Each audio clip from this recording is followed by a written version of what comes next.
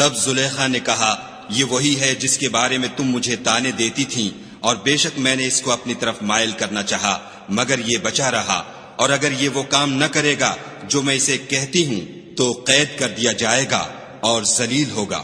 یوسف نے دعا کی کہ پروردگار جس کام کی طرف یہ مجھے بلاتی ہیں اس کی نسبت مجھے قید پسند ہے، اور اگر تو مجھ سے ان کے فریب کو نہ ہٹائے گا تو میں ان کی طرف مائل ہو جاؤں گا اور نادانوں میں داخل ہو جاؤں گا۔ تو خدا نے ان کی دعا قبول کر لی اور ان سے عورتوں کا مکر دفع کر دیا، بے شک وہ سننے اور جاننے والا ہے۔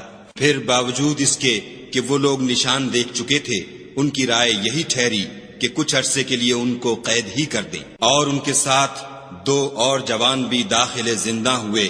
ایک نے ان میں سے کہا کہ میں نے خواب دیکھا ہے، دیکھتا کیا ہوں کہ شراب کے لیے انگور نچوڑ رہا ہوں۔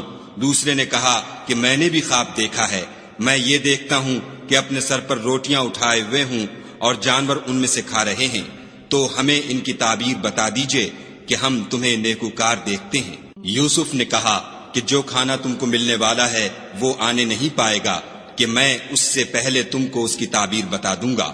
یہ ان باتوں میں سے ہے جو میرے پروردگار نے مجھے سکھائی ہیں۔ جو لوگ خدا پر ایمان نہیں لاتے اور روز آخرت سے انکار کرتے ہیں، میں ان کا مذہب چھوڑے ہوئے ہوں اور اپنے باپ دادا ابراہیم اور اسحاق اور یعقوب کے مذہب پر چلتا ہوں۔ ہمیں شایع نہیں ہے کہ کسی چیز کو خدا کے ساتھ شریک بنائیں، یہ خدا کا فضل ہے ہم پر بھی اور لوگوں پر بھی، لیکن اکثر لوگ شکر نہیں کرتے۔ میرے جیل خانے کے رفیقوں، بھلا کئی جدا جدا آقا اچھے یا ایک خدا یکتا و غالب؟ جن چیزوں کی تم خدا کے سوا پرستش کرتے ہو وہ صرف نام ہی نام ہیں جو تم نے اور تمہارے باپ دادا نے رکھ لیے ہیں، خدا نے ان کی کوئی سند نازل نہیں کی۔